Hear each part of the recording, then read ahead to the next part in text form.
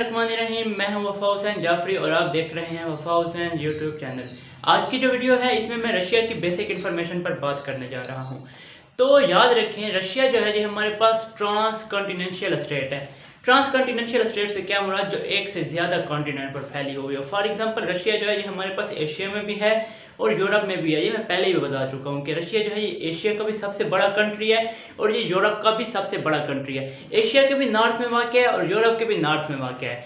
याद रखें, रशिया जो है हमारे पास ईस्ट से वेस्ट इस तरह से फैला हुआ है कि ईस्ट में ये पैसिफिक ओशन से लगता है और वेस्ट में ये हमारे पास बाल्टिक सी के साथ जाकर लगता है। नॉर्थ में ये आर्कटिक ओशन के साथ लगता है और साउथ में ये कैस्पियन सी और ब्लैक सी के साथ चाइना और ईस्ट स्टेट्स को बॉर्डर करता है।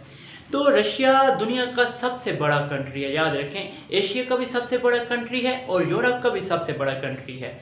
और यूरोप का जो दूसरे नंबर पे कंट्री आ जाता है वो यूक्रेन है और एशिया का जो दूसरे नंबर पे कंट्री है वो चाइना है। इसके बाद रशिया का जो एरिया है, क्योंकि दुनिया का सबसे बड़ा कंट्री है तो इसका एरिया जानना हमारे लिए ज़रूरी है। तो याद रखें, रशिया का जो हमारे पास एरिया है वो हमारे पास 1,72,25,200 किलोमीटर स्क्वायर है। ये याद रख लें, 1,72,25,200 किलोमीटर स्क्वायर।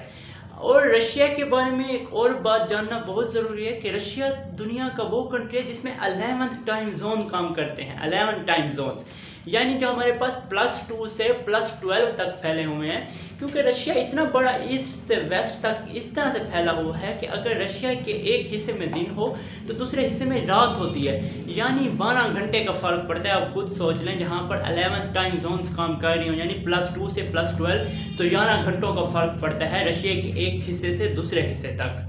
इसके बाद जो रशिया पॉपुलेशन के लिहाज से दुनिया में 9th नंबर पे है। पॉपुलेशन रशिया की पाकिस्तान से भी ज़्यादा कम है। आप खुद अंदाज़ा लगा लें, दुनिया में पाकिस्तान 6ठे नंबर पर है और रशिया 9वें नंबर पर है। अलबत्ता रकबे के लिहाज से रशिया नंबर 1 पे है।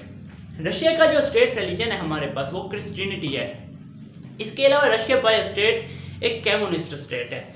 रशिया जो बॉर्डर करता है दुनिया के 14 कंट्रीज़ को बॉर्डर करता है। ये इंपॉर्टेंट क्वेश्चन है। रशिया दुनिया की 14 कंट्रीज़ को बॉर्डर करता है। इसके अलावा रशिया की जो करेंसी है वो हमारे पास रूबल है, RUBLE। ये रशिया की करेंसी है।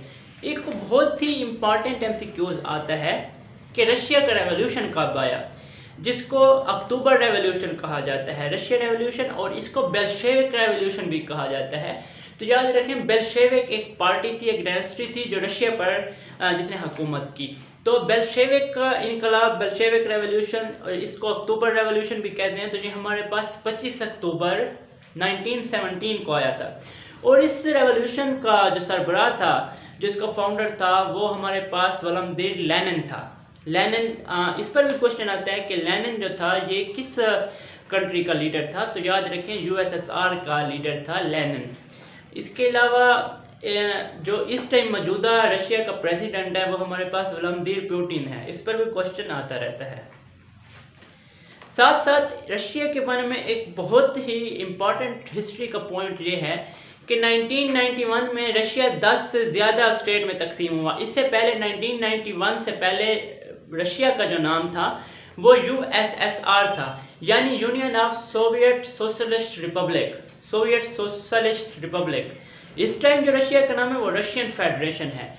यानी 25 दिसंबर 1991 को रशिया जो था, यानी जो रशियन सोवियत सोशलिस्ट रिपब्लिक थी, वो 10 से ज़्यादा स्टेट पर मुश्तमिल थी और वो 10 से ज़्यादा स्टेट में डिवाइड हुई, जिसमें जो रशिया था उसको रशियन फेडरेशन अब कहा जाता है। और जो स्टेट से अलहदा हुई वो कौन सी स्टेट थी, तो वो हमारे पास सेंट्रल एशियन स्टेट्स थी। जितनी भी सेंट्रल एशियन स्टेट्स हैं, जिसमें हमारे पास Armenia, Azerbaijan, Uzbekistan, Turkmenistan, Tajikistan, Kazakhstan, ये जितनी भी स्टेट हैं ये रशिया से अलहदा हुई हैं 1991 में।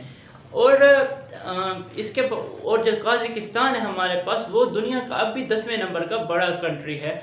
तो आप खुद अंदाज़ा लगाएं, जब वो रशिया के साथ था तो रशिया का कितना बड़ा एरिया होता होगा। सेंट्रल एशिया पूरा रशिया से 1991 में अलहदा हुआ है, जिसके बाद रशिया का नाम जो था अब रशियन फेडरेशन है। इससे पहले रशिया को USSR बोला जाता था। अलबत्ता USSR 1991 में ख़त्म हो चुका था और 1991 के बाद कोल्ड वार भी ख़त्म हो गई, जो कि कोल्ड वार पर फिर से इंशाल्लाह मैं एक वीडियो बनाऊंगा। कोल्ड वार रशिया और अमेरिका के दरमियान जो एक वार थी जिसे ठंडी जंग बोला जाता है, तो वो 1991 में अपने इख्तिताम को पहुंची थी।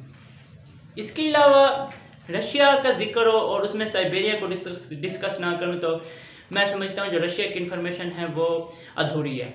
साइबेरिया जो है, north of Russia is called Siberia. Russia का जो नॉर्थ हिस्सा है उसको साइबेरिया बोला जाता है। और दुनिया का जो सबसे सर्द तरीन मकाम है वो हमारे पास साइबेरिया है, यानी नॉर्थ ऑफ रशिया। रशिया के नॉर्थ में साइबेरिया मौजूद है जो दुनिया का सबसे ठंडा मकाम है। ये ऊपर से आर्कटिक ओशन तक जाता है। तो इसके अलावा रशिया की जो नेशनल गेम है वो हमारे पास रशियन हॉकी है।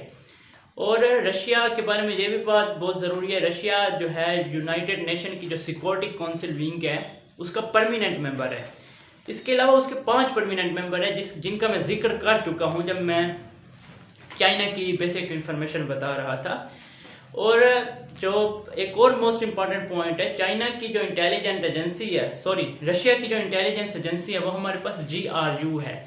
GRU बेसिकली ये GRU इंग्लिश के लफ्ज़ों से नहीं मिलकर बना, ये रशियन लैंग्वेज का लफ्ज़ है जिसका अगर इंग्लिश में तर्जमा किया जाए, इंग्लिश में ट्रांसलेट किया जाए तो वो बनता है मेन इंटेलिजेंस डायरेक्टरेट। अलबत्ता GRU का स्टैंड फॉर जो है वो इंग्लिश का वर्ड नहीं है, इसलिए हम इसको इंग्लिश में डायरेक्ट नहीं बता सकते GRU। अगर इसको इंग्लिश में ट्रांसलेट किया जाए वो जो रशियन सेंटेंस बनता है, रशियन के जो वर्ड्स हैं, तो उसका मतलब इंग्लिश में बनता है मेन इंटेलिजेंस डायरेक्टरेट। तो ये रशिया की सारी बेसिक इन्फॉर्मेशन थी, ये आप याद रख लें।